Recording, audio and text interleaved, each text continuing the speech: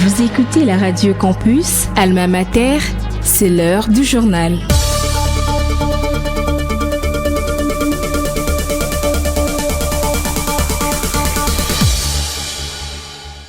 Bienvenue dans cette édition du journal sur la radio Campus. Nous émettons depuis la colline inspirée de l'université de Kinshasa en modulation de fréquence. Tout de suite, les titres. Le président Félix-Antoine Tshisekedi a effectué mercredi une visite surprise à l'Institut Luloba dans la commune d'Ngaliema 3 jours après la rentrée scolaire 2025-2026. Le gouvernement congolais a annoncé l'émergence d'une nouvelle épidémie d'Ebola dans la zone de santé de Bolapé, située dans la province du Kasaï. Voilà tout pour les sommaires. Vous êtes branchés sur la radio Campus Unikin, la radio du savoir, sur 107.6 MHz, votre radio. Comme je l'ai dit dans les sommaires, le président Félix-Antoine Tshisekedi a effectué mercredi une visite surprise à l'Institut Luloba dans la commune d'Ngaliema 3 jours après la rentrée scolaire 2025-2026. Il est allé constater la reprise effective des cours et inspecter les travaux de modernisation, 18 salles de classe équipées, un bureau administratif, une salle informatique et un atelier mécanique entièrement rénové. Enthousiastes enseignants et élèves ont remercié les chefs de l'État qui les a encouragés à fournir de meilleurs résultats. Le gouvernement congolais a annoncé l'émergence d'une nouvelle épidémie d'Ebola dans la zone de santé de Bolapé, située dans la province du Kasaï. À ce jour, 28 cas ont été recensés, dont 15 décès, dont 2 membres du personnel de santé portant les taux de létalité à un niveau alarmant de 53,6%. Il s'agit de la 6e flambée de ces virus mortels enregistrés dans le pays, soulignant la vulnérabilité persistante de certaines régions face à cette maladie virale hautement contagieuse.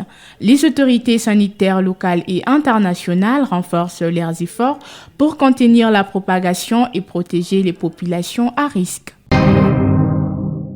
Le service national a remis mercredi 3 septembre 1000 bancs au lycée Bosangani et au collège Boboto, des écoles conventionnées catholiques de Kinshasa dans la commune d'Elagombe, selon le lieutenant général Jean-Pierre Kassongo Kabwik. Cette action concrétise la volonté du chef de l'État de soutenir l'enseignement congolais. Le père recteur du collège Boboto a salué ces gestes, tandis que la sœur préfète du lycée Bosangani a exprimé sa joie à la réception de ce don. On les écoute. C'est avec une profonde émotion et une immense gratitude que je m'adresse à vous aujourd'hui au nom de toute la communauté éducative du collège Boboto, pour vous exprimer nos plus vifs et sincères remerciements. Monsieur le lieutenant général, pour le don généreux de 600 bons, je dis bien 600 bons, offerts à notre prestigieux collège par les services nationaux sous votre direction exemplaire. Nous tenons également à adresser nos plus profonds et respectueux remerciements à son Excellence, Monsieur le Président de la République, Félix-Antoine Tshisekedi, dont le leadership éclairé oriente les actions du service national. Merci d'avoir pensé à nous. Ces gestes nous vont droit au cœur. Vous venez résoudre un problème crucial que notre école connaît depuis plusieurs années suite à une forte demande d'inscription. Alors que l'année académique 2024-2025 doit s'achever ce samedi 6 septembre, les défenses des mémoires se poursuivent dans les différentes facultés de l'université de Kinshasa.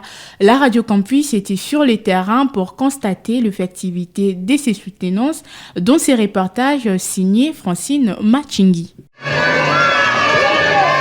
Des sifflets, de fanfares, l'ambiance est au rendez-vous à l'université de Kinshasa. Les défenses des travaux de fin de cycle pour l'année 2024-2025 sont observées dans toutes les facultés. Ces cérémonies, au-delà de leur valeur académique, se veulent aussi des pistes de réflexion face aux réalités de la société. C'est le cas de Ashungo Ilunga, étudiante à la faculté des droits, département de droit économique et social, qui s'est intéressé à l'importance de l'OHADA dans la régulation des activités économiques. Mon sujet a porté sur l'impact du droit OHADA sur les sociétés à participation publique. Et nous avons débattu, nous nous étions basés sur la gouvernance et la gestion de la société. Sa gestion avant l'arrivée de l'OHADA et après l'arrivée de l'OHADA. Avant l'arrivée de l'OHADA, nous avions constaté que la gouvernance de la Sonaïdroc était marquée par plusieurs défis. Et parmi ces défis, nous avions pu décortiquer l'endettement excessif, l'insuffisance de moyens financiers et la dépendance envers le parti. Et dès l'arrivée de l'OHADA d'abord étant l'Organisation pour l'harmonisation en Afrique du droit des affaires, a pour but ou objectif d'harmoniser, de rationaliser, d'améliorer l'environnement juridique des entreprises. L'OHADA, dès son arrivée dans la société Sonaïdroc, a apporté un grand changement.